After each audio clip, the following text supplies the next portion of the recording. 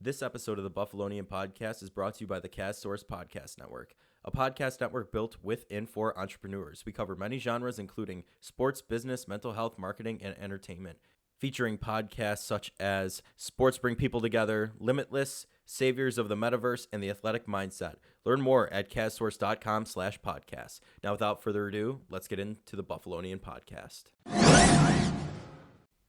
The Bills are back this Sunday night in prime time. And the Sabres are back in the light after tonight, along with some Would You Rather, hot takes, trivia, and more. This is the Buffalonian Podcast. All right, let's go.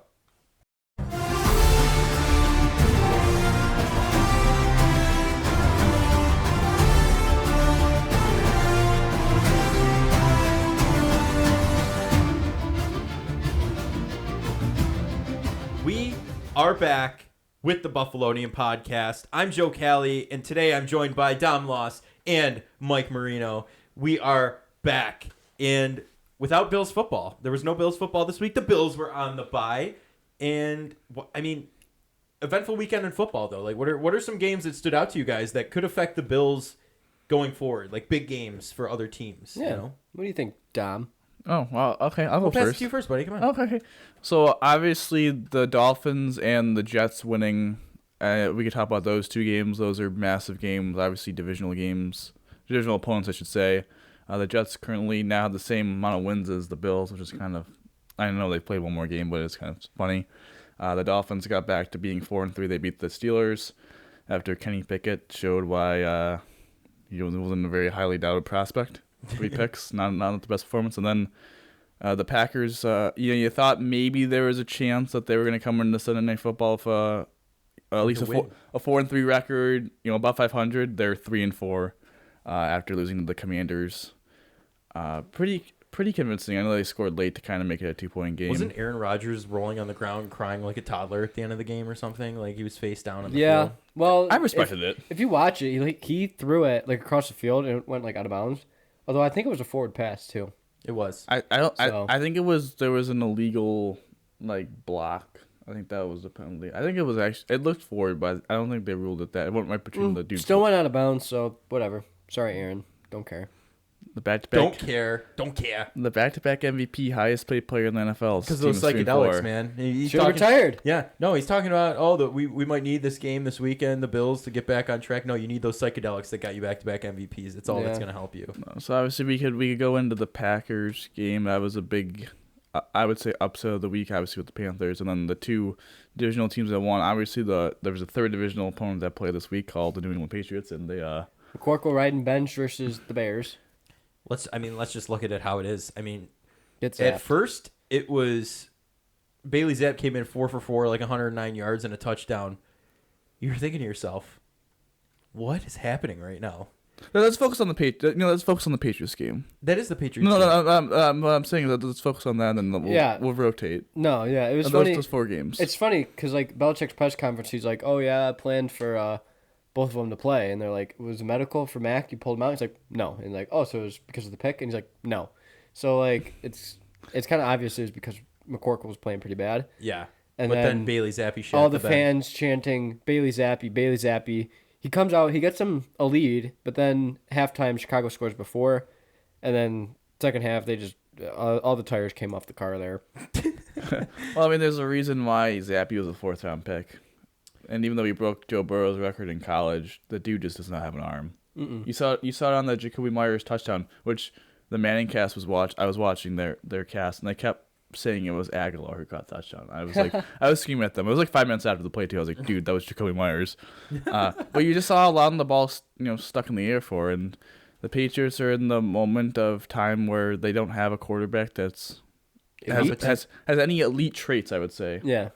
I think they were hoping they got lucky with another later round quarterback like they did almost 2 decades ago now. Yeah. More than 2 decades ago. Well, the problem with that is Brady at least had like a pretty elite arm. Yeah. He's always had a very good arm. But Bailey Zappi does not.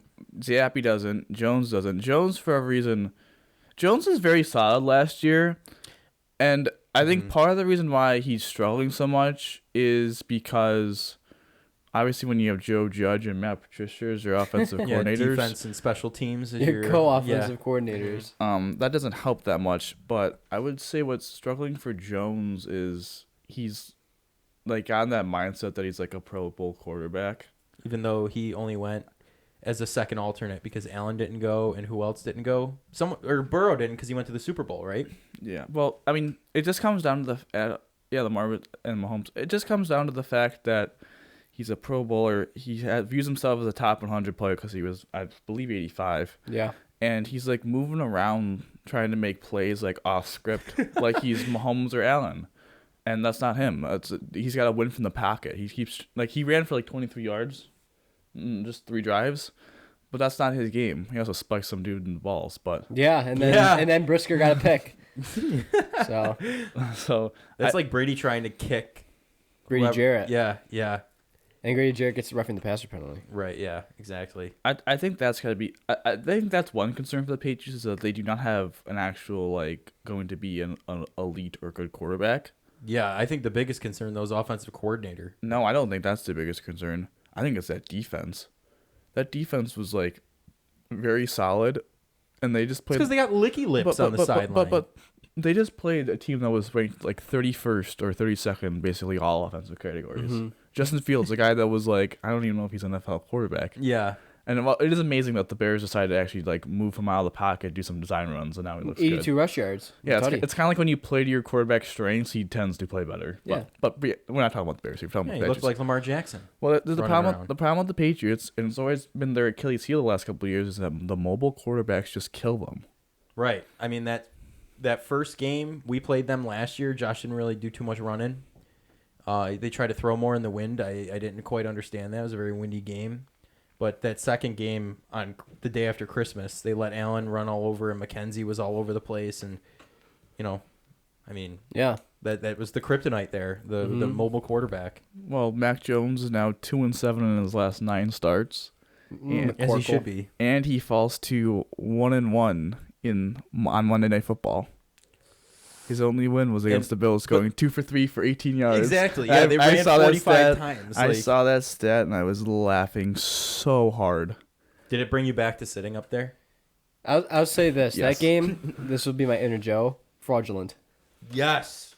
It's catching on. I love it. No, it was easily the game that made everyone believe that the Patriots were contenders, but they weren't. Yeah, here's the thing. Last year after that game, they're like, oh, it's still the Patriots division, it still runs through New England, and then they're talking how they're going to go to the Super Bowl versus Tom Brady, and that's the storyline.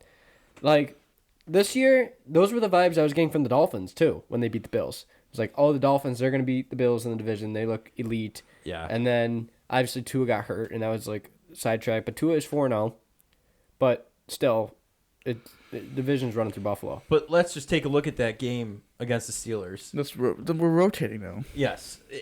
Ugly Yeah. football game. It was Yeah. not a pretty win. Again, a win's a win. Congrats to the Dolphins. The 72 Dolphins were there. What a night to win in Hard Rock. But it was ugly. Tua didn't look spectacular in any way. The offense didn't look spectacular. Defense was a cluster. It was so... The defense played pretty well. It was all right, but I mean, it's not a clean game. You know what I mean? It wasn't that football game where it's Bills Chiefs clean, just offense defense. This was ugly. I think it was a gritty win for the Dolphins. Obviously, Pickett just made 3 critical mistakes. I have no idea who we were throwing to on that That last throw. drive pick was bad. Yeah, I don't know who he was throwing In the Mahogany to. had a really nice way to keep that Why in. wouldn't they start Trubisky? Is my Wait, question. before we answer that question, my favorite thing about that play is that the ref right next to that ruled that incomplete. And I was like, dude, did he just drop? I was his feet were definitely in there. He must have just dropped it. And then you see the replay, and the dude's staring right at him. The refs are usually 60-year-old men. And it was so- but it was dude, you're 2 They feet away got from that guy. cataracts. They can't. Yeah, see they that. can't really see all that well. No, But no, they're only playing Kenny Pickett because he's the quote-unquote franchise quarterback. No, I think playing Kenny is probably the right move because I think at least Kenny has a little bit of that. Now it burned him for sure with the mistakes, but he at least has that gunslinger mentality. And Mitch is really conservative with the football. Yeah, I can understand that. I mean, it's just I don't know. It's just crazy to think that Kenny Pickett's already 24. Yeah, 2 years younger. Or than turning Allen. 24. No, I think he is 24. Like Yeah. that's insane for a rookie quarterback to be 24. Yeah, it's 26, right? Well, that quarterback Yeah. from Tennessee who's like the Heisman favorite, isn't he like 24, Hooker? Is he that old? I think so, 23, 24. That's crazy. Did they stay an extra year because of the pandemic? Well, Is that remember what they did? Brandon Whedon? Wasn't he like 28 when he was drafted? Yeah, because wasn't he a MLB player? He Went back to school, I think. He was a baseball player, then he came back to school. That is crazy. Why would you draft a 28-year-old quarterback in the first round? Please ask the Cleveland Browns front office. Brandon Whedon. In 2013 or whatever. Garbo. Yeah, it was, the Cleveland Browns' most 2012? poverty franchise in the Was NFL. it 12? Oh, it might have been 12. Cause it wasn't, Manziel was 14. yeah, it was 12, I think. I mean, 13 was Justin Gilbert. Yeah, you're right. yeah. Because 12 was Trent Richardson. Mm-hmm. And they had him in Whedon. I Or mean, was 14 beside the point. Wow, we're trailing. We're off. We're talking about the tires are Cleveland- off the car. Trains off the tracks. It's all over the We're place. talking about the Cleveland Browns draft classes in Draft 2012. wonders. We list a whole show and a half on that. Besides But, the yeah. point. That needs a whole separate podcast, actually. The problem with Kenny Pickett is he's one of those quarterbacks that in college won off arm talent and athleticism, yes. and in the NFL level, He's he not doesn't have a adjusting. good enough arm talent to win, and he doesn't have good enough athleticism to win, so he has to readjust. It's like Baker Mayfield. Yeah. Baker Mayfield was, I mean, at Oklahoma, he was a very good athlete. Like he could run. When you're now playing in the NFL level, when you're playing against DNs that can run 4.5, like Right. Yeah. you're just not going to be able to move around the pocket like you did in college. No. That's why people struggle. Yeah. That's why, I mean, even if you look at an old example from the Bills, EJ Manuel, great in college. You know, he played very well. But drafting him wasn't the best idea. I mean, he couldn't translate in It wasn't the best idea. He You couldn't- could arguably say it was a bad idea. Yeah, it was a bad idea. No, arguably, it was a bad idea. He couldn't adapt to that NFL play style, though, from college. I mean, still see him on TV every so often, though. Yeah. Just to think Geno Smith was drafted after him and is continuing to play in this league in the same year is nuts. Well, Gino, I mean, again, we can talk about Gino all we Yeah, we'll want. talk about Geno a little bit, but I mean, Good for him, but no, I think the Steelers is a tough loss. It's a tough loss. It's a good win for the Dolphins. The defense made enough plays. The offense though was concerning because they didn't score a single point in the second half. yeah. And Tua threw like, I think they said he had 4 dropped interceptions. One of them was kind of iffy. He had at least 3 of them that should have been picked. Mm-hmm. That hit dudes right in Yeah. the chest. Though it was like one that was kind of like the dude dove for it. To turn the ball over is coming back, huh? He got very like fortunate to not, and then also he's the same guy that says I'm gonna slide and all this stuff and go, and like the first run he has, he dives head first. Yeah. Like, what are you doing? He's not helping his case at all. I'm sorry, but like, I mean, you just gotta know who you are at this point, man. Come on. You ain't Josh Allen. No, but he's just made of glass. Like I'm sorry. Like it's kind of tough to say because of what happened to him. But right. like You feel bad in a you sense. feel bad, but he's always been kind of injured and that kind of thing. So you would think he'd like take care of himself by sliding. I guess not. But No. it's a good one for the Dolphins. Too many concussions, he can't think. No, they moved to 4-3. It's a big win for the Dolphins too, in the fact of it was a common opponent with the Bills. Both the Bills and Dolphins play the Steelers, so them getting that win is big. If somehow I wouldn't imagine it being, but the Bills and Dolphins end up being tied with record at the end of the year. Common opponents could matter, so it was a big win for them. And then I think the Jets have a better opportunity to do that right now than the Dolphins do.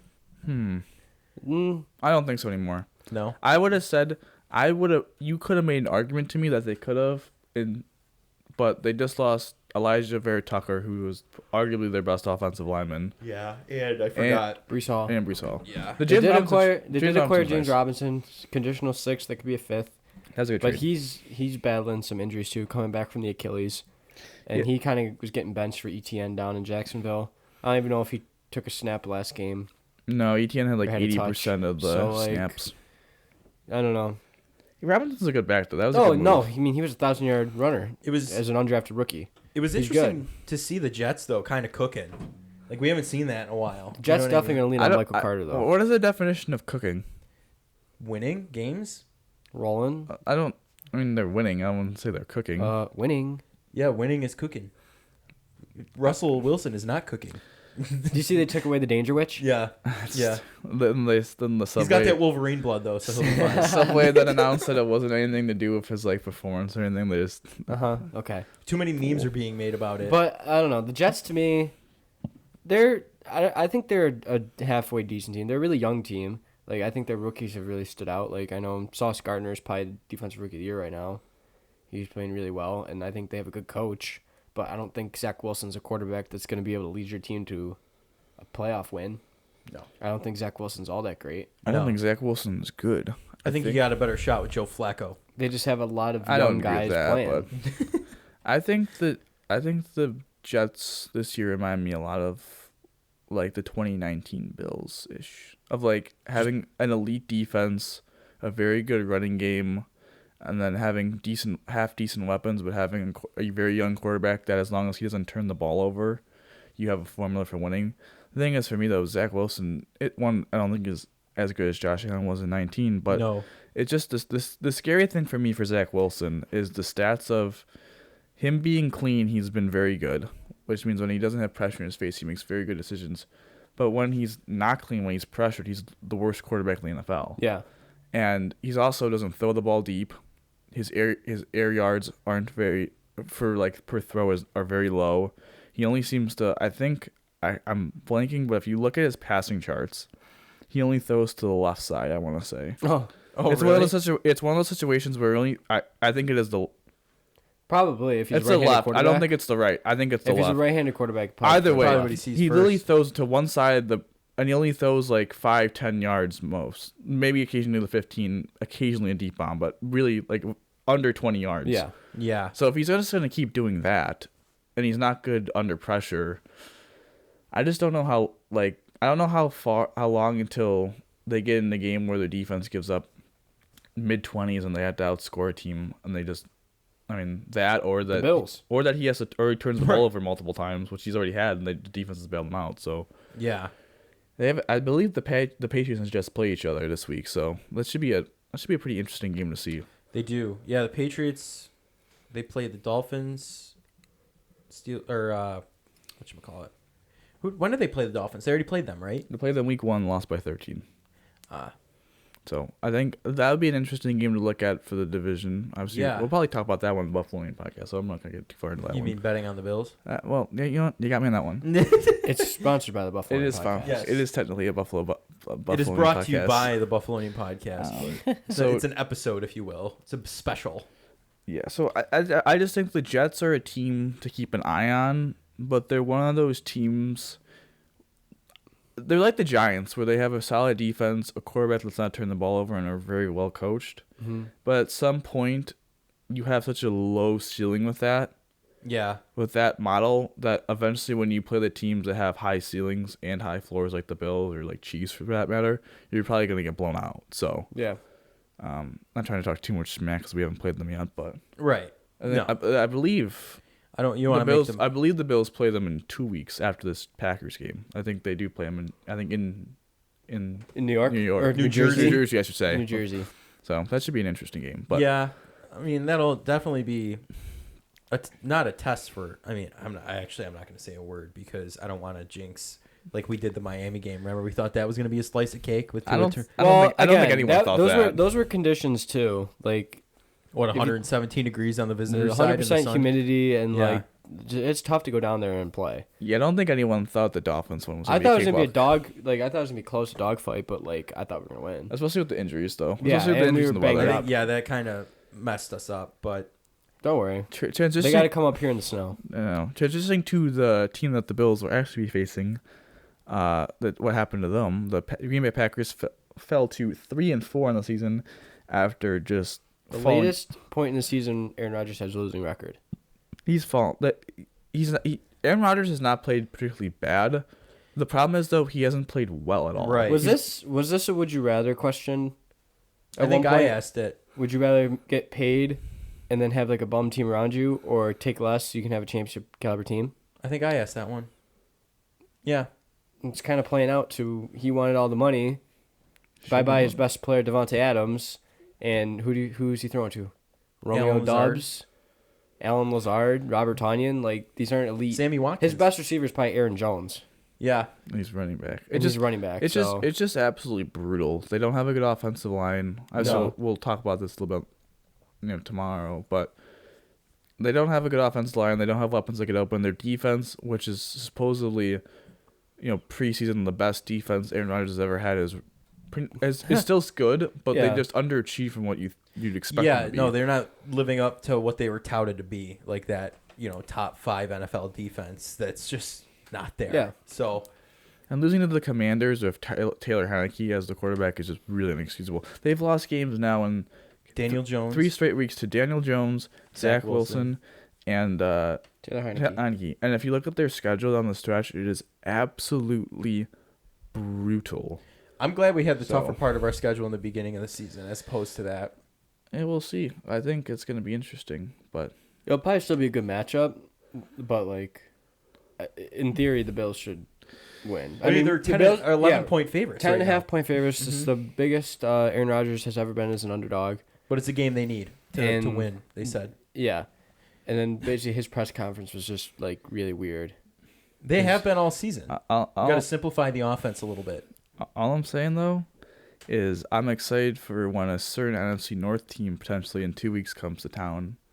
And it's potentially a 7-1 versus 7-1 game. A Vikings team. I know. That would be Imagine. We had to get there, but hype game. Transitioning from that sad Packers talk, even though we're going to be talking about the sad Packers again tomorrow, yay for us. This is a question I was thinking about. Obviously, Mahomes and Allen have separated themselves, and we've continued to talk about who is the third best quarterback, even in the NFL for that matter. Mm-hmm.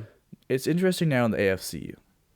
The Bills and Chiefs have obviously separated themselves, but now it's become to the fact of who is the third best team in the AFC. Yeah. Because obviously, one of the big reasons why you want to get the number 1 overall seed is, yes, you get the bye, you get to play your home games. I mean, obviously you win.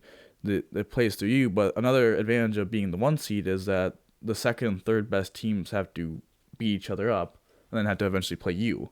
Right. That's kind of what happened with the Bengals last year, is that the Bengals beat the Titans, who were kind of an overrated 1 seed, and then got to watch as the Bills and Chiefs kicked each other around, and then they had to play a Chiefs team that was coming off of absolute war. Yeah. So that's an where advantage. Patrick Mahomes closed his eyes and threw into double coverage in overtime. Yeah. So that's the advantage of being a 1 seed. So it's interesting now with the Bills being in 1 seed position of who is that third team in the AFC that would potentially put the Chiefs. That would be, this is the third best team, and this is a challenge. Mm-hmm. So you start us off there, Joe. It's honest. Looking at it now, it's tough because the Bengals aren't where you expected them to be, right? I mean, might be where you expected them to be, but that Super Bowl hangover is killing them. They had a great showing this past weekend, though. Burrow and Jamar Chase.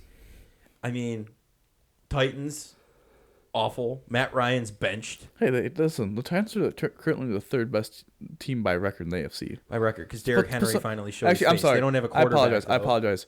They're actually 4.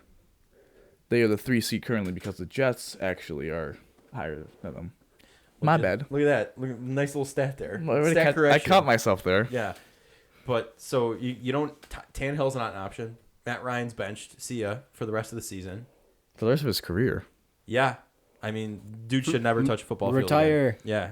Get out. Learn from what Brady and Rodgers are going through, and just gracefully leave while you can. I think it's hard for Ryan to do that because he's never won a ring.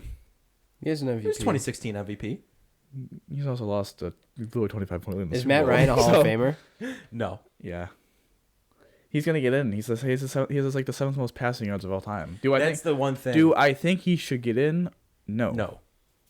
But I think his longevity is gonna get him in. Don't Okay. you? Do you think he's gonna be a Hall of Famer? I think that taunting I'm not gonna penalty? say first ballot. I think he's borderline. I think down the line he might sneak in. I think it's like Yeah. Phillip Rivers, or like kind of the same guys. They just play for so long, they accumulated so many stats. Yeah, you got Yeah. a point. It's a little bit like Eli Manning. Like Eli Manning, no, but like But Eli. he had a couple Super Bowls at least. But Eli Manning is like, I don't know. He's never really like. He wasn't like Peyton. He wasn't a top 5 quarterback really ever. No. He Like- was on. That's why people are so excited about Daniel Jones actually doing all right. The Giants fans that I've talked to, because it's reminiscent of Eli Manning just turning it on at one point. You know what I but mean? Eli Like, was still. He was good in the playoffs. He was clutch. He was like super clutch. I mean, he's the reason why they won 2 Super Bowls. But he was only like a 3-time Pro Bowler, and he has like all these stats because he played for Sometimes so long. Pro Bowl is overrated. Russell Wilson's 9 Pro That's Bowls. true. But he played for so long. He has all. I think he's like top 10 in some stats. But he's also like, I think he's like 119 career as a starter. So like, Yeah, towards the end he was on some pretty bum Giants teams. I mean, it's true. But no, I know what you mean. The Giants were never really that consistent with him. Like, No. they never really had a good title. I think they were 9-7 the one year they won the Super Bowl. Yeah, they never had a great title defense when they won the Super Bowl next year either. So I would. as we get sidetracked Yeah, from our got a AFC little talk to Matt sidetracked. Ryan to now Eli Manning. If I had Clovers. to say the third best team in the AFC, it's so tough, man. It's so close in the AFC. It's not even funny. It's so close after the top two. Yes, after Allen and the Bills and Mahomes and the Chiefs, it's just blah. If you know what I mean, like it's just like a blob. I can tell you who the third best I team think is. it's pretty obvious. Honest to God, I think there's 2 teams in Tier 1, a team in Tier 2, and then there's a bunch of teams in Tier 3. I'm gonna say who's number 3. Okay. Wait, why don't we all say it at the same time? I'm just gonna say it. Nah, now. let the man cook. All right. Who day? Yeah, the Bengals. I 100% agree. That's what I was gonna say. Joe Burrow. And They're Jamar starting Chase to after cook the right now. showing. Okay. Yeah. I mean, I know they played the Falcons, but I think we can all agree that the Falcons have somewhat overachieved so far. Yeah. Can I Yes. just say, the Falcons were losing that game the entire time, getting blown out, and Marcus Mariota only threw the ball 13 times. Like, RIP to anyone that had, like, Drake London or Kyle Pitts in fantasy football. Yeah. Or that's took, a tough or one. took the over on his passing yards. Okay, you wouldn't be dumb enough to do that one. But I'm just saying for the gamble, man. You got to do it they sometimes. started the year 0-2, and we're like, oh, Super Bowl hangover. I even said they're in a Super Bowl hangover. Like they're not doing all that great. Now that Dallas loss isn't as bad as it was. they're starting to pick it up now. They're starting to pick up the pieces. I mean, they had a Madden-like game. They're recovering better than the Rams. The Rams are stumbling hard. Yeah. And now Aaron Donald should have retired. I think Joe Burrow is starting to get it. Jamar Chase got turned on. All of the receivers really did a fantastic job. And I think they're just starting to figure it out. They're starting to cook.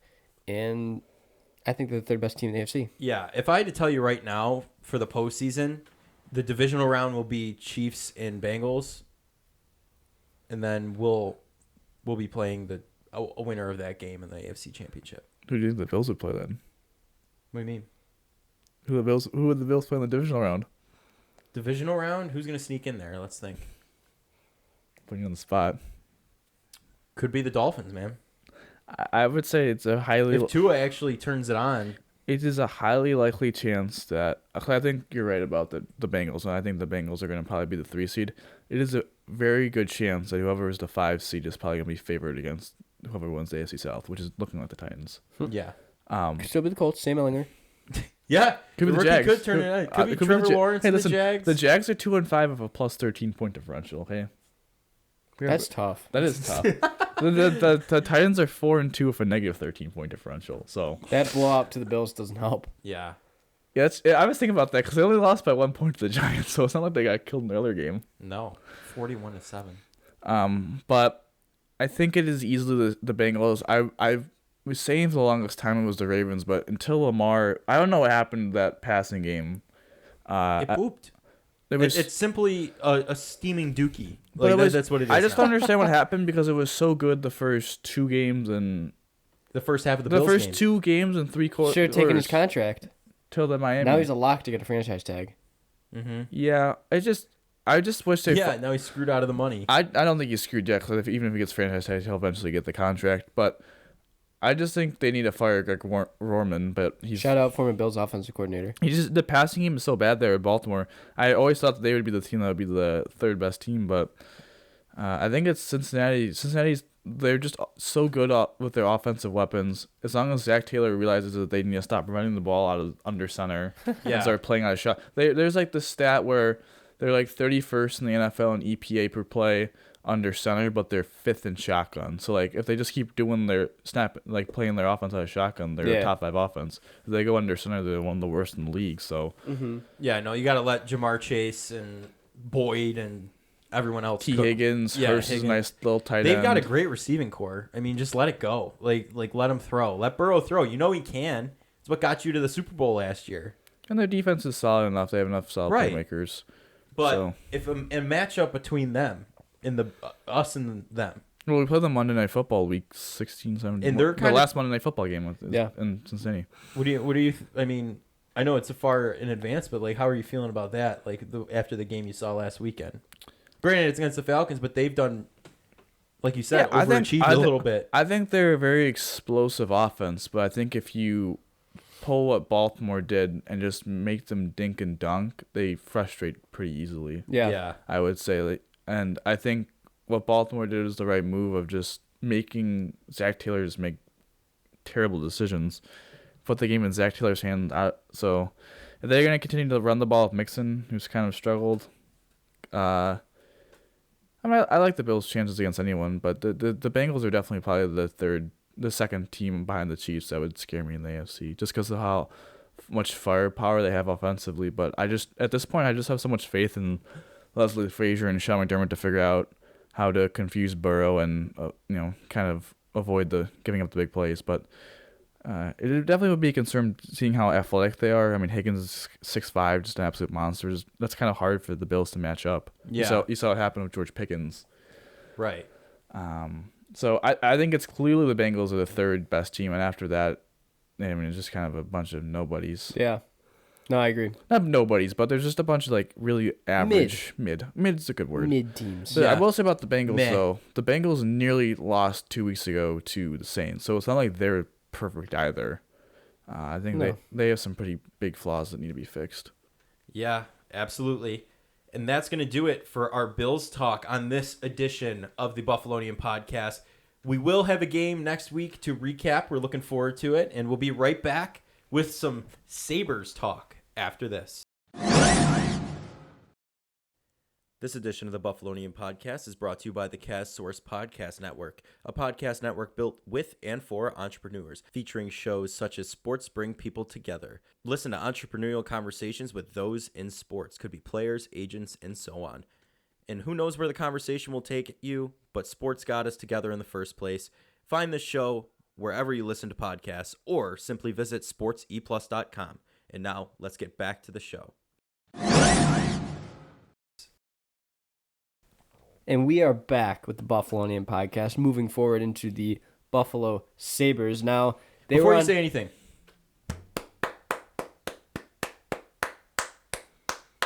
okay, I had yeah. to give a round of applause. for the Congratulations for them going 3-0 so far on their trip.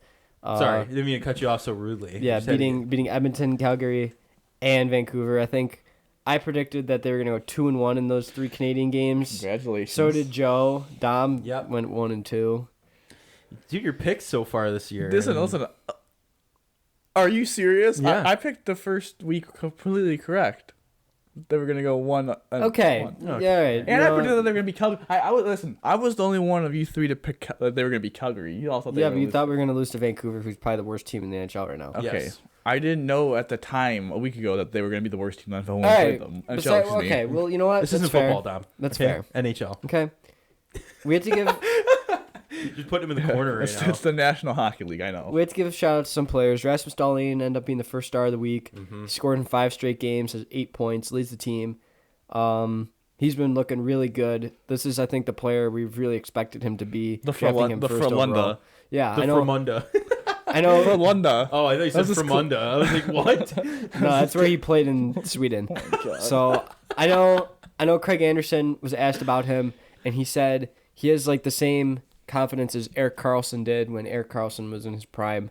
So that's really encouraging because Craig Anderson obviously was in Ottawa for a long time, was there for when Erik Karlsson was in his prime. He's seeing these things out of Rasmus Dahlin. That's just really good because he was first overall pick, highly touted prospect at the time. We expected him to be this generational defenseman. And we could say over the first few years, I mean, he was good. He showed flashes, but overall, he lacked a lot of things. And now, I think he's starting to develop his game. Granted, he's still 22 years old, so there was a lot of pressure to put on like an 18, 19-year-old. Kind of like why... I think he was only like the 5th defenseman to ever make the jump from getting drafted to play in the NHL in like 30 Yeah. years. So that span. Yeah, like, that's why I hear people talk about Owen Power, how he's a bust. Dude's played in 5 games this year. He's played in 12 games in his career, and he's 19. So, like why? How do you expect a 19-year-old who's played in 12 NHL games to instantly be impact when there's guys who've played hundreds of games and are, like, in the late 20s? It takes time. Well, Powers turned around in the West Coast trip and has played very well. So Yeah. Yeah. I think that just showed. But, yeah, everyone- no, I mean, It's been really cool to watch these games, though. I'm not Alex gonna lie. Tuck, six goals? Five? Six goals. 6 goals in an apple. Yep. He's played really good. He had a hat trick, first career NHL hat trick for him. Yep. Really good. Tage has a few assists. So does Jeff.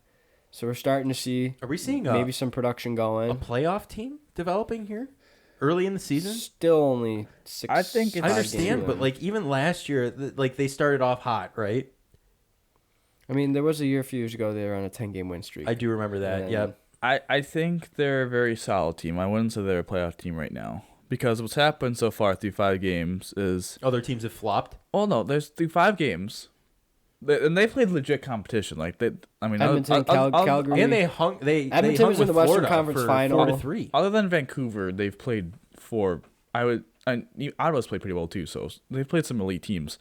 I would hesitate to say Ottawa's an elite team, but yeah. right now the Sabres through 5 games have scored 3 more goals than they're expected to, and they've saved about 7 more goals than they're expected to. So if you combine those 2 numbers, the plus 10 number. Mm-hmm. That's the highest in the NHL. So right now they're getting elite finishing and elite goaltending.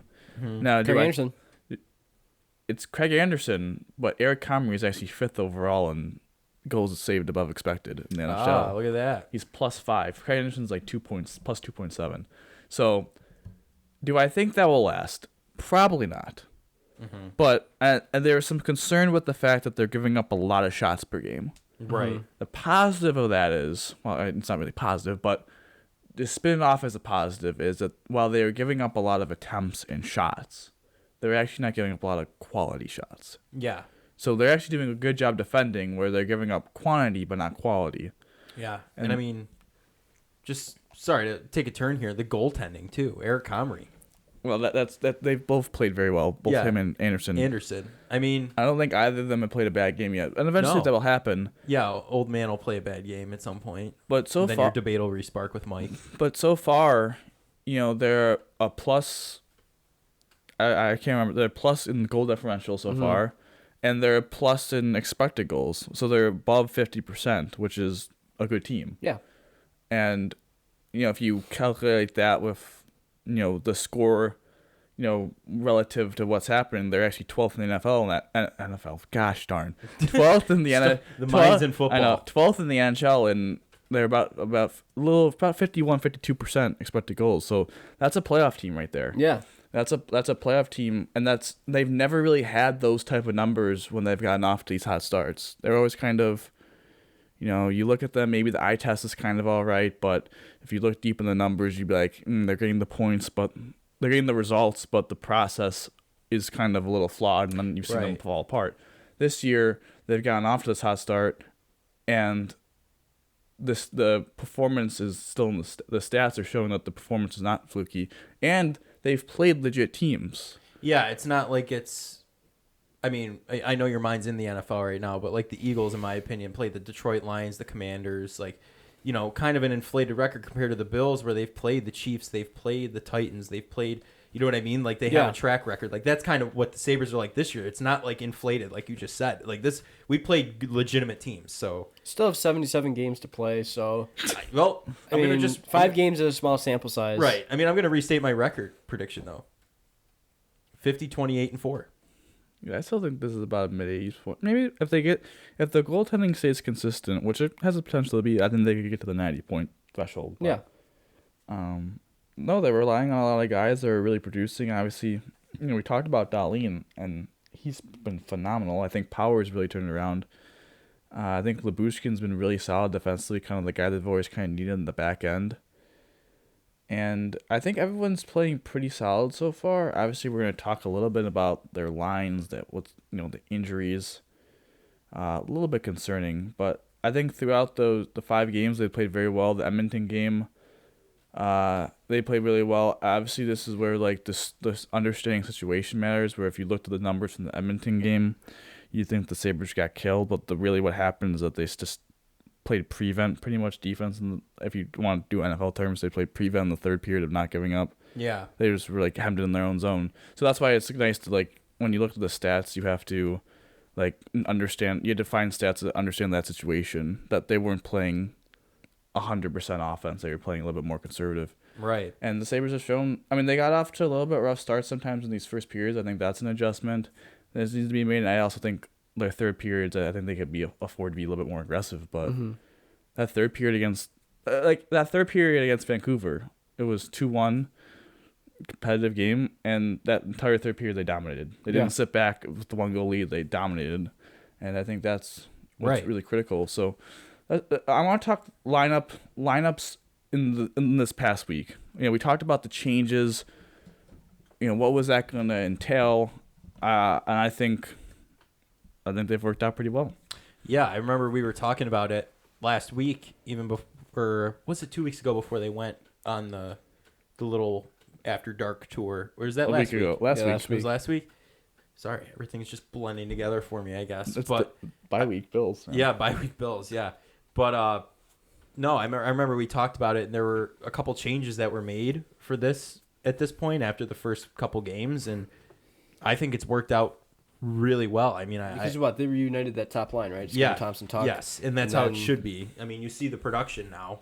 Tuck absolutely killing it. Has Skinner done anything or no? He has a few assists. The points. Hinestroza is the assist guy though. This it's year, interesting. Huh? The points have not really come for that top line. Obviously, Tuck has 6 goals, but I think one of them was an empty netter, and he had a power play goal. Yeah, but that line really dominated that Vancouver game. They had all of them had 80% expected goals for, which is an insane number. So I think that line is dominating. The Peterka, Cousins, and Hinestroza line has played phenomenally well. And you were talking about Vinny.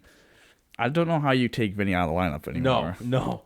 There's no, send him to the Amherst like we said at this time. Or no, we said in March of last year in the off season. This is he's tied for the most assists on the team, and he's played 2 less games. So. Yeah, and even look at another guy that we said was do or die, Middlestat.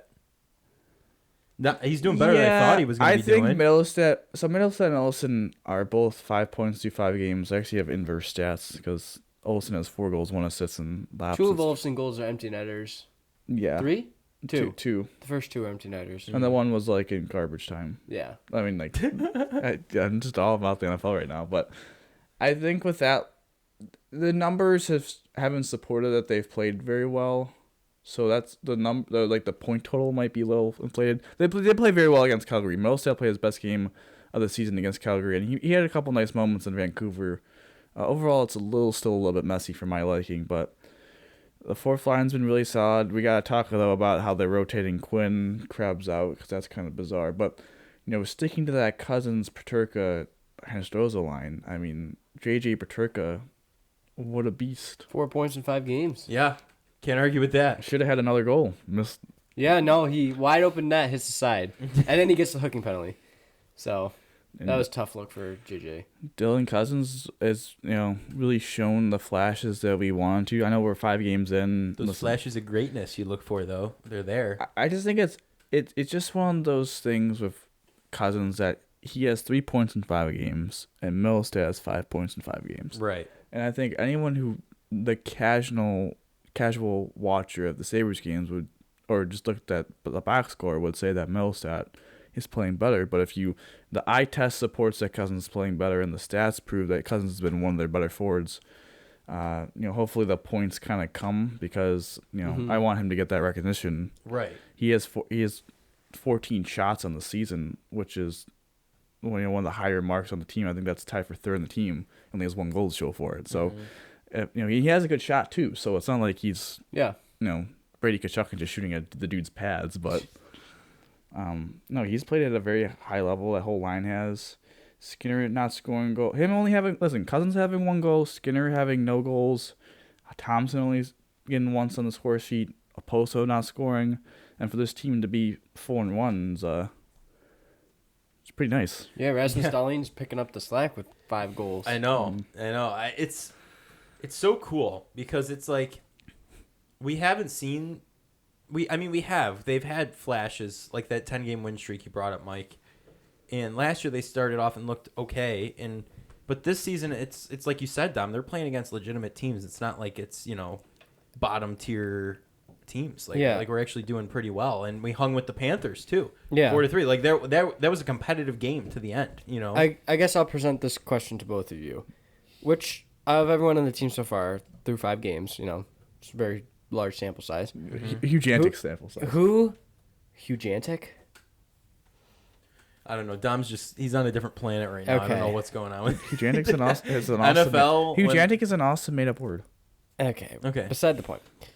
Who's been the most impressive player so far, and who's been the most disappointing player? Dom, who's been most impressive? Well, I think the most impressive is Darlene because he's been first star. But I guess I think that's like the common answer. So I'll go a little. I would say Paterka has been the most impressive from what my expectations. Like we saw in the preseason, he struggled. We were wondering if the game's a little bit too much for him. Does he need to go back to the AHL? And well, I guess. Not. I guess sticking on the NFL aspect, the preseason doesn't mean that much to the NFL most of the time, and I guess the same could be said for the NHL because through 5 games he's been one of their better forwards on the team, and I think you could arguably say that he's been on their best line. Yeah. I mean, obviously, I think through the 5 games he's been on their best line. Obviously, with the Thompson Tuck line is probably the best overall now, but no, I think Paterka has definitely been the most impressive. I would say. No, I honestly just off of my previous expectations. I gotta go with my boy Vinny, the assist king so far this year. Like Dom said, we were talking about. I mean, go back all the way to episode 1 if you really want to listen to that. I mean, you'll hear a lot about the weather in Western New York, but go all the way back to that, and you'll hear Dom talking about whether or not we should be moving him or getting rid of him to make room for these young guys. And like you said, I don't know if we can take him off the lineup. He just keeps producing when he's in now. Exactly. It's So he's a nice problem to have. It's a good problem to have. He's technically most improved, but I think he fits the bill for the most impressive in my category. And so then who's most disappointing? Oh. That's tough, I feel like. I don't think anyone's overly disappointed me. Like watching these games. I don't think there's a lot of guys. I would say this. My most disappointment, like I think Yogi Haru has been the worst player. I don't think there's been a particularly close second. No. And everyone seems to at least be half producing. I guess disappointing for me would be just Jack Quinn because that's kind of the inverse of Paterka, that he played very well in the preseason. And now but he's not really. 3 games in the NHL level, he doesn't have a point. I don't think he's played bad. Like the numbers don't say that he's been absolutely terrible, but he just seems to be. It just seems to be a little bit quick paced for him at this moment. Like he had a 2-on-1. I think it might have been Florida, so it might have been like a week ago. But he had like a 2-on-1 where he like hesitated on where he should have either passed or shot it, and then he let the defense and he like fanned down the shot because he waited too long. So I would say Quinn's been the most disappointing. I don't think he's been put in the best situation, but I would say he's been my most disappointing player. I'd have to agree with you, Dom. Just off of expectation going into the season, no one is stuck out to me as being god awful. Well, Yogi Haru. Well, other than I'm omitting him from the thing right here because it's just that's known. But he, like you said, played extremely well in the preseason. You're really excited to see how he would do in the regular season, and he's just been the definition of mid to me. You know what I mean? Like nothing spectacular. Yeah. So that I would definitely agree with Dom on that. Pretty invincible. Yeah. Yeah, invisible, not invincible. Invincible would mean he's fantastic, like Superman. You're right. He's no Superman yet. He's about Clark Kent coming infant out of the spaceship, I would say. I was kind of thinking about it, and I'd say the person that's standing out to me has been Eric Comrie, because man has back-to-back 40 save wins. That was the first time in Sabres history. Yeah, standing on his head, keeping this team in it. Even Anderson's played really good, and I think just overall Comrie stood out to me, playing really well, keeping the Sabres in these games. And then disappointing, I would say Olsen. Just because of his 4 goals, really none of them have been super meaningful. Victor. 2 empty netters, and then some garbage time goals. Like, he hasn't really done anything, Yeah, I feel, of value. But I would say the most disappointing thing is that Matthias Samuelsson's hurt. Yeah. No, that is very Let's disappointing. talk about them. Roll into some injuries here. Samuelsson fell awkwardly into the boards, kind of got his knee tangled up. Because they've been playing physical this year, and I love it. Luckily, it wasn't anything like super serious. Only going to miss a few weeks. When I first saw it, I'm thinking this guy probably tore an ACL, but he's not Breece Hall, so his is still intact. Jesus. Sorry if you're a Jets fan. The slander. No, but I think it's a tough moment to lose Samuelsson because he's one of those guys that allows Darlene to kind of be Darlene, and he's also one of those guys that can play with power too and let power be power. Mm-hmm. And then obviously losing him, and like I don't like Yogi Haru to say the least, but again, I mean you're losing another NHL defenseman there. No right shot, yeah. Now we only have one right now because two. Clegg. Oh, Casey Fitzgerald. Yeah. Come on now. Can't forget about your buddy. He's played pretty well. I'll give him credit. The Casey Fitzgerald Bryson pairing the last 2 games. No, last game because the Calgary was when Yoki Haru got injured. But they played very well as a pairing. Lebuskin's been really key for them. He's got to stay healthy as well. He's also a little. So it'll probably be what, Dahlian and Pilot as a pairing? Yeah, I didn't look at the pairings for tonight, but I would assume that would be one of them, and then Lebuskin Power, and then Bryson Fitzgerald. No, because I'm excited for Pilot though. We're just looking at the last time Lawrence Pilot was in the lineup. He was paired with Rasmus Ristolainen, and the top line was what? Eichel, Reinhart, Olsen, and Jeff Skinner was on the line with Curtis Lazar and Sabres legend Wayne Simmons. Oh my gosh! So what a time to be alive. Speaking of Sabres on March legends, 5th, 2020. Mm-hmm. So right before COVID. Oh my gosh! So the defensemen, they're getting thinned out now. So hopefully Yoki Haru can come back. You call up Lawrence Pilot. You call up Cal Clegg, who's just extra defenseman. I feel bad for Rochester. That's like their top 2 defensemen Rochester are gone. has some injuries too. Their top 2 defensemen are gone, and like 2 of their other top 6. I think Chase Prisky's hurt. And Trisket? I don't know how to say his last name. Yeah, no, I know who you're talking about. But yeah, they have like 2 injuries and 2 dudes that got called up, so tough for them. Yeah, they're just losing guys left and right. I mean, what do you do in that situation, though? I mean, well, obviously Sabres is a little more important, right? Roch. Yeah, you can't do anything about it. No. But call up some guys from Cincinnati. No, you were talking about Sabres legends. I just want to toss in there real fast. The real Sabres legend, Ryan Miller, showed up for the fellas this past week, looking old. Jesus. Huh? No, I don't mean for the slander or anything, but that is not like I saw him recently. I feel like, and he did not have gray hair or anything like that. I mean, he's a man in his 40s. You going to the game? Which one? His retirement? Yeah. I don't know. Maybe. It kind of matters what my father wants to do with the season tickets. So. Oh, I see. Yeah. I mean, it'll definitely be cool. But it was cool to see his face again. He seemed to be loving the enthusiasm, high-fiving everyone. It's good because I feel like the way he left Buffalo wasn't the cleanest way to leave. It was a little ugly. His wife. Yeah, he wanted to go on the West Coast. But you remember... She wanted to go on the West Coast. Yes. I would not be putting that on remember him. who said the worst trade in Sabres history? Ryan Miller getting traded away. Oh yeah. Oh, shout out to Joe. Yeah, I said that. Yeah. No, I don't think that aired. I think that was. No, I think we cut that. I think we cut that. Yeah, I think we cut that. Totally did. Yeah, no, because it would be satire. I guess I'm referencing something that was never on the airwaves. The B reel. Yeah, that's where I'm referencing B reel. But no, it's actually deleted. It's in the cloud somewhere. I don't know where, but I don't know. It's good. It's good to see a former Sabres player who was on a team that was very successful come back and encourage these guys because we have a very young team. Right. So they'll look at this guy. Honestly, when they were fist bumping him, I feel like some of them didn't even know who he was. No, yeah. Like Sorry, some of them. I don't know what just happened. Obviously, there, I think the person that greeted him the best was Craig Anderson. Well, because he's the same age. Yeah. Like they're probably getting beers together, golfing every weekend. Like, what are we talking about here? Like, this is completely sidetracked. But do you see what Samuel L. Jackson has in every one of his movie contracts? He has to golf at least 2 times a week. What a Chad. That's a Chad move. I saw that and I was like, this dude's a savage. Like, hey, he knows what he wants. Throwing people golf want 2 him. times a week. Yeah. Like, okay, back to hockey. What if he can't get a tee time? Back to hockey. So I would, I'd love to see him bring back. He'll find a way. The weather, he'll find a way. I would love to see them bring back more alumni just for like that purpose. I obviously can't do it because there's 40 home games, but 41.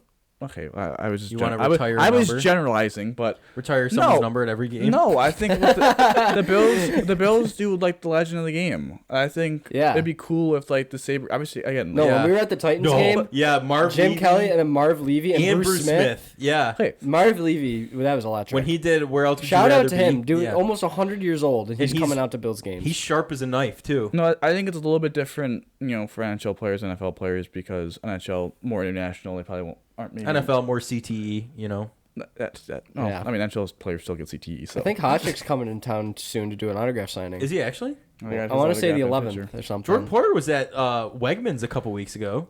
Really? He just Right. sets up. Sorry. We're getting way off So track. we have two more things to talk about in the Sabres. I want to ask a question. Which you had to pick 3 players to be in the lineup out of these 4. Victor Olofsson, Payne Krebs, Jack Quinn, Casey Middlestat. Mike, what 3 players are you picking? I'm sticking with my preseason lines. Oh, so you're taking out Middlestat. I'm taking out Middlestat. What about you, Joe? I don't know. I think I'd get rid of Olofsson. I like Middlestat, actually. He's not been doing awful. He's kind of doing what... I feel like he's been decent, but like the points I think are helping his case. I think the points are helping his case. I think it's hard to cut Olofsson because I actually prefer him getting all those cheap points. When You think? Olofsson gets hot, though, he gets hot. No, but I prefer... He just Yeah. gets really cold. He gets really cold. I actually prefer him getting all these points, though. Because I think, like, in the trade deadline, I think he's a guy that you would want to move. Yeah, because I remember we talked about that last year, and I said I would have traded him at the deadline. But, like, if then you open that spot up for... I think Krebs or Quinn still have to be the guy that gets benched. Because I think Middlestat, while I don't like him, at least plays center. And they would you don't... trade Middlestat at the deadline? I mean, depending on what I get, yeah. But the money monger over here. But I think that's the slight problem with the Sabres is they don't really have centers, so it's not like you could take Yeah. Middlestat out. Because what we have a lot of centers in the pipeline. Well, like the problem is this: Thompson's a center, but he's like a, I mean, he's like a Yeah, he's center. converted center. Cousins is a legit center. Mm-hmm.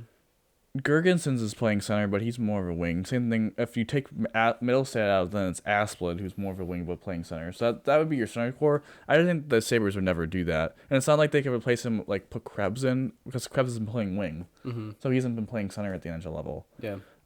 So I think Didn't they try Quinn at center for a little bit? yeah. It's hard because I just don't know who to. I don't know who to. Call up Yuri Kulich? I feel like. He said he was ready. I feel like it's got to continue to like kind of be like the Quinn, Krebs, but I think occasionally I think it's just a rotation between those 4. Mm-hmm. Yeah. Really 3 because I think Olofsson might be a guy that gets rotated out, but I just think they want to build up Olofsson's trade value to trade him. Yeah, because he had Yeah. a 2-year deal. So he Yeah. has this year and next year, like 4. 4-ish. So And then yeah. Middlestat I think has 1 year left, and then he's an RFA. I think both those guys could be traded to be honest. But I mean, I honestly hope Middlestat does well because then we might be able to trade something good for him. well, that's what I'm saying. I think they want those guys' trade value to be up, and then they're just kind of letting those young guys kind You're of gonna dangle him on the fishing line, if you will. Might Wait as for someone well. to bite. Yeah. I just think it's funny that they're Sabres are like, oh, UPL's got to get games in, but then we're rotating in and out Jack Quinn and Payne Krebs at the NHL level. Like it's like Yeah. Yeah, no, I know what you mean. they're not really getting games in, but that's all right. Well, I feel like development's different for a goaltender. Than No, you're right. I mean, you're forward. right. It's just kind of a little bit funny. No, I know what you mean. All right. So the last thing before we move on, let's talk a little bit about what is the road ahead for these young, inspiring Sabres. So obviously they play tonight in Seattle. Win. Dubs. Okay, that was Eric Comrie is getting the start. Win. Win. He's gonna not hot take. He's gonna get a shutout. Oh man. A 32 save shutout. Wow, 32 for 32. So, the games that we will be away for are Buffalo at Seattle, Win. and then the Sabres will be home for 3 straight games. Well, technically 4 straight, but before the next pod, 3 straight of Montreal Win. on Thursday, Chicago on Saturday, Win. and Detroit on Monday. All dubs. Every single one. I think we're gonna beat Seattle. I think we're gonna beat Montreal. I think we'll beat Chicago. I bet you we're gonna drop Detroit. You know what? I'll hop on that. I can't go all wins. The Montreal game's going to overtime. We're gonna win in overtime. Chicago's gonna be a They won a rout. lot of games in overtime last year. I don't- Detroit's gonna be a loss. See, do I think they're gonna go 2-2 or 3-1 or 2? I'll throw You them know into my what? 12-leg parlay, actually. I'll You know throw the what? Sabres You in. know what? I'll be a little different. I think they're gonna go 2-1-1. Okay, who's the regulation loss Detroit, and who's the overtime loss? Seattle. Oh, okay. I think they lose in overtime tonight. End of the trip. Shane Wright, game-winning goal. Okay. Well, he's averaging 6 minutes a game, so I don't think he's gonna be on the ice in overtime. If he can't get on the ice in regulation, I That's doubt. crazy. That we were touting Shane Wright as like a lock for the number 1 overall pick. Drops to 4. Now he's only averaging 6 minutes a night. That's brutal. Talk about rough development. That is tough. I mean, they probably should fire Dave Hackstall though. So Maybe they'll make a move for Barry Trotz. looking at, I'm gonna change my question before we end. Last week I said who was going to be the total goal scorer leader. It's Alex Tuch, and the point leader is Rasmus Dahlin. Ooh, who predicted that? Did you pick? I picked Dahlin. Yeah, well, I picked Olsen for goals. I think we all picked Dahlin for points, but I picked Olsen Peterka for goals. That looks pretty good after he scored, but then he scored the first goal of the trip, I think. So I just want in the 4-game span this week, who is going to have the most goals? So and the most points? wait. Overall or No. over the next 4 games? In this next 4 games. Right now they have 0. Everyone has 0 Everyone points. has 0. Okay. So goals, Alex Tuch. Points, Rasmus Dahlin. I would 100% agree with that, actually. Tuck's going to go off. I think he gets another hat trick, actually, if we're going to get specific here. And then Dahlin keeps pulling his weight. It's going to be a tie. You know what? I think it's going to be a tie. Oh, my God. I think Tuch and Thompson are both going to have 2 goals. Oh, you think Thompson shows up? I was just about to say. And I think Dahlin's going to have 4 points. My prediction is this. I would predict that. Actually, I'm going to go off on a second here. Just 1 second. Sorry. I actually think Skinner's going to have a day. I think Skinner goes off. I think him and Tuck's I guess we're going to talk about everyone on the first line, which I didn't expect, but I'm going to predict. Actually, no, I'm just kidding. I'm going to predict that Tage Thompson has. Actually, Owen Power has all 5 goals. In the 4 games, I predict that Tage Thompson will have 3 goals and 5 points. Okay. I think he'll be the leader in both. I think All he'll right. break out these next 4 games. Nice. I mean, I hope so. I mean, I'm going to go with Skinner. I'm going. That's my both? final. Yep, that's my final. and then you, Thompson. I'll say Tuch. You're Tuch and Dahlin. Yep. All right. The only one that was different between goals and points. Yeah. Well, look at that. All 3 different answers. We'll see who's coming in correct next week on the Sabres Talk. But that is going to do it for this week's Sabres Talk. And we'll be right back with some Would You Rather and trivia after this. This edition of the Buffalonian Podcast is brought to you by the Cast Source Podcast Network, a podcast network built with and for entrepreneurs, featuring shows such as Sports Bring People Together. Listen to entrepreneurial conversations with those in sports, could be players, agents, and so on. And who knows where the conversation will take you, but sports got us together in the first place. Find this show wherever you listen to podcasts, or simply visit sportseplus.com. And now, let's get back to the show. And we are back here with the Buffalonian Podcast, starting our Would You Rather and Trivia segment of the show, final segment of the show. So I have the Would You Rather for the week. My Would You Rather. Would you rather be the first star in the NHL of the week, like Rasmus Dahlin, or would you rather be in football, like the AFC Offensive Player of the Week? AFC Offensive Player of the Week. I'm going to be honest here. I don't see a difference. Yeah. Actually, wait a second. No, would you rather? Which one would you rather be? The player of the week in football or hockey? Yeah. How about Hockey. both? No hockey, because that's multiple games. In Football's hockey, just I one feel like it's game. more of an individual-driven sport. Football's just one game. Hockey's like multiple, at least probably 3 Yeah. to 4. Actually, yeah. I agree. You just changed your thing from you said. No, because I thought you were saying like it didn't make sense at I first mean, because it's like the same deal. Fine. Overall, it is But the same thing. Time out. How about this then? Are you saying like the first star of the week? Yeah, in the NHL? the number one Like star the best or the AFC like player you of got the week. voted the best player of the week in the NHL, or would you rather be the best offensive player in the AFC in the NFL? No, definitely, because NHL, it's the league, and you're Yeah. playing multiple games. But it's only in the NFL is conference. just one game and just in your conference. So there's another player who well, could have and been better than you. NHL, that's more of an All right, how about a this? testament to you. And there could have been defensive how player about that's this? better than you How anyway. about this? Or How- special teams okay, player that's better okay. than you anyway. Okay, how about this? I'll change it then. There's no need to change it. Number one star for the NHL or AFC Player of the Month. Now you're having multiple games. I think Play then, the month. Yeah, then AFC player play of the the month, because that's a month. Yeah, that's 30 days that you've been Well, 4 games. 4 games, Gosh, but darn. technically you're that player I didn't for. know. I thought for sure you guys were both going to see the NFL. Well, it's I one just- game I'm- compared to like multiple. Yeah. Yeah, but I think that I would rather be the NFL. You get more pub if you're the NFL than the NHL. I guess, but Like, like, if you- I think it's more impressive. I think individually, if you're thinking about it, I'd rather have For the week, NHL. For the month, NFL. NFL. Agreed. But if they were both months, you would pick the NFL. If it was both month, I'd pick NHL. But NHL's more individually driven. Because that'd be like 13, 14 games. Yes. Where you're the best player. where the NFL's only 4 games. It's a So small you're sample saying in a 3-game span. So here. Wait, if I was a lazy, So ass- say Josh Allen's the offensive player of the month for October. No, but And Connor McDavid's the first star of the month for October. I'd rather be Connor McDavid Hey, than but so like, Josh would you Allen. rather be Rasmus Dahlin, who had like 5 goals and 8 points and no, he didn't have 8 points. He had like 6, Whatever. 6 I know points what in you 3 mean. games or whatever. Yeah. Would you rather be that, or would you rather be like Josh Allen, who threw 400 yards and 4 touchdowns? I think you'd rather be Josh Allen. Like, would See, you rather when be? you phrase it like that? Well, instead of that's just what it the is. Singular. I still think I'd rather be the NHL because that's more dominant over more games. I would have to agree with Mike still. Yeah, I would still do the NFL. It's like I've said, the NHL, that stat is more, in my opinion, football. The whole team has to really be clicking, like the O-line. You know what I mean? For Josh Allen to be able to do that. Yeah, but I also But think the NHL, if you're getting all those points by like a lot of it is you. You know what I mean? someone's a little luck. Right, luck. But at the same time, it's Andrew Luck, yeah, the retired Colts quarterback who they're probably crying who for. they could really use right now. Yeah. Who screw their franchise. I think both points make sense, but I would take the NFL just because of like the popularity of it all.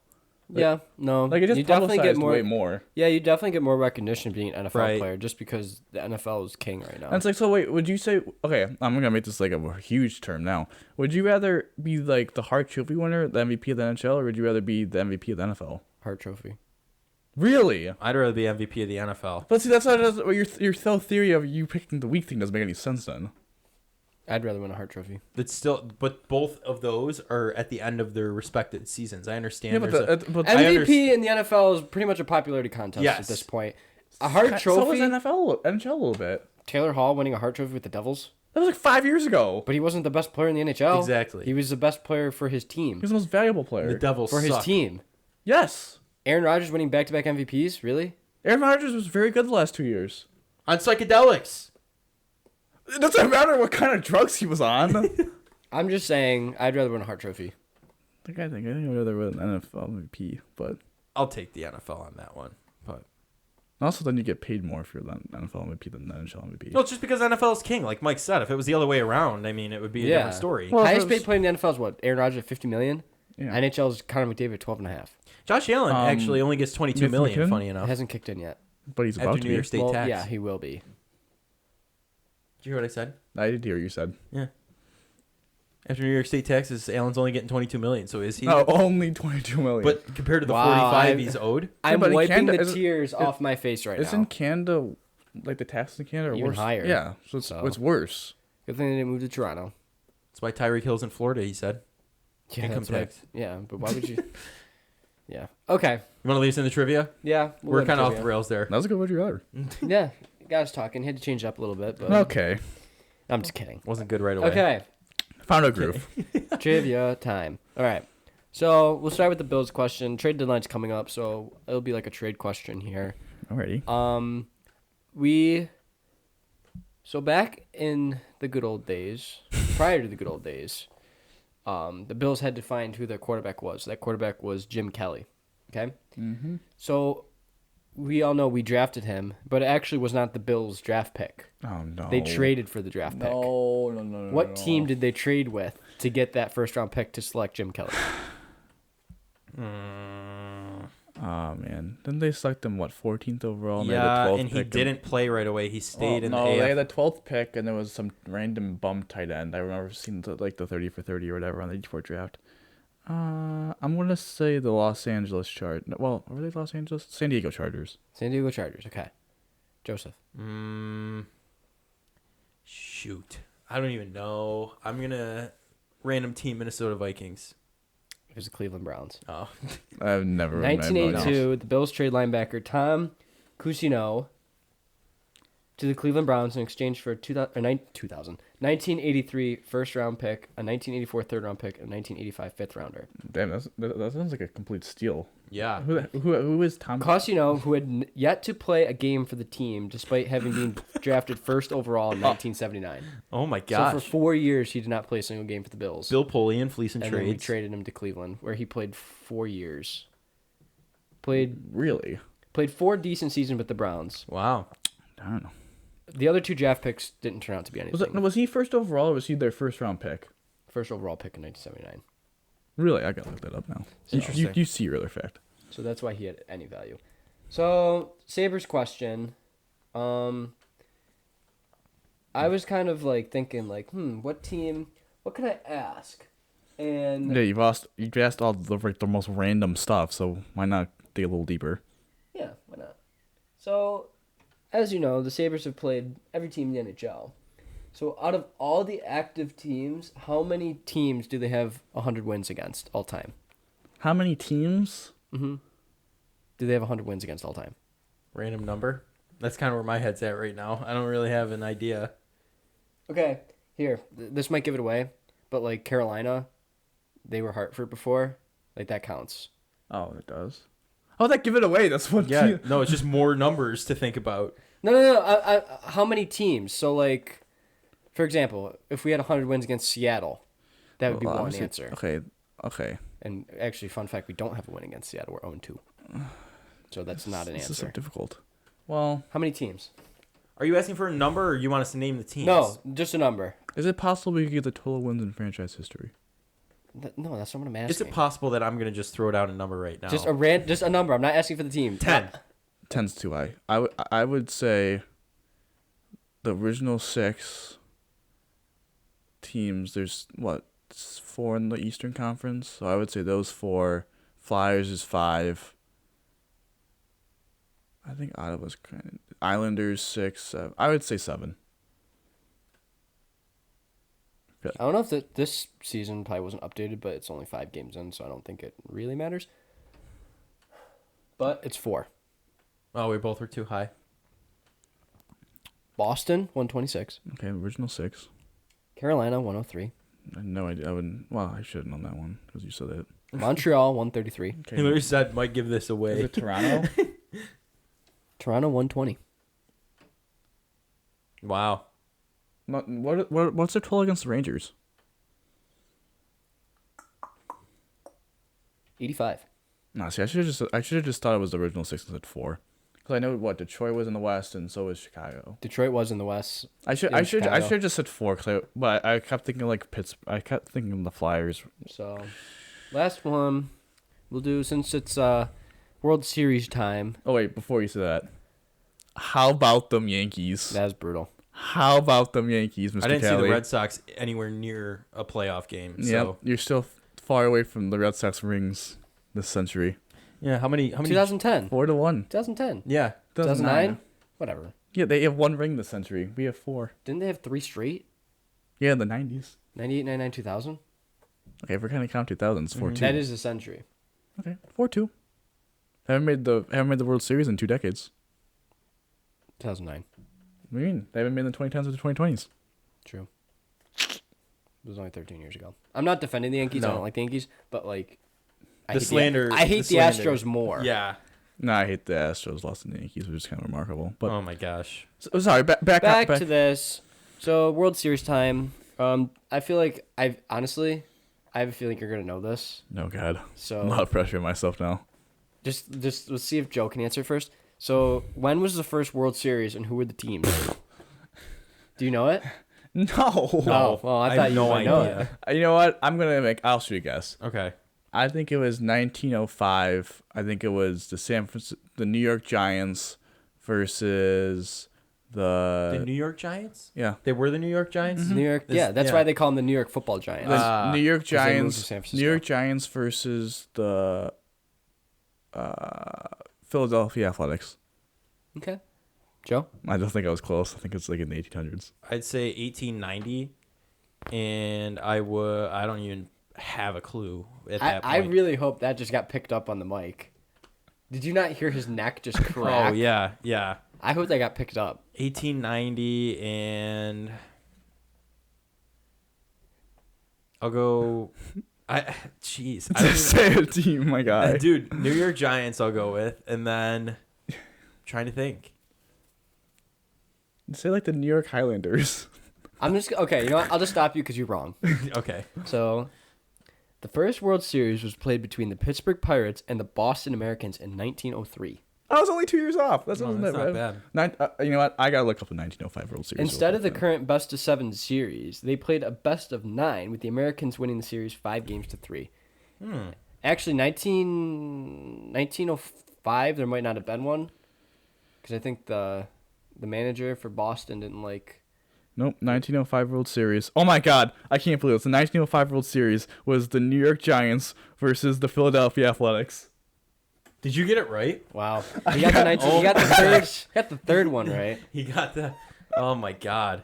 There were 2 years where there was not a World Series. I know one was 94 because of a strike. Yeah. The other one was like way back, like sometime. Oh my gosh. But I can't believe I got that. no, I can't either. That's pretty interesting. he's holding out. Like, Yeah. yeah. But yeah, trivia. All right. Well, that's going to do it for this edition of the Buffalonian Podcast. We'll be coming at you later this week with betting on the Bills. In our new video format, we're giving a whirl. So you can watch us on Spotify. We'll be putting it on YouTube as well. And you can listen still anywhere you get your podcasts. And also, if you could, leave a review and give us a star rating if possible. Give us some comments. Yeah, Give us some give feedback. Give us some feedback. You know, when you listen on Apple or Spotify, we'd really appreciate that. Give us some ratings. And Dom, how do you always end these, buddy? Go Bills, baby. Go Go Sabres. Sabres and Bills.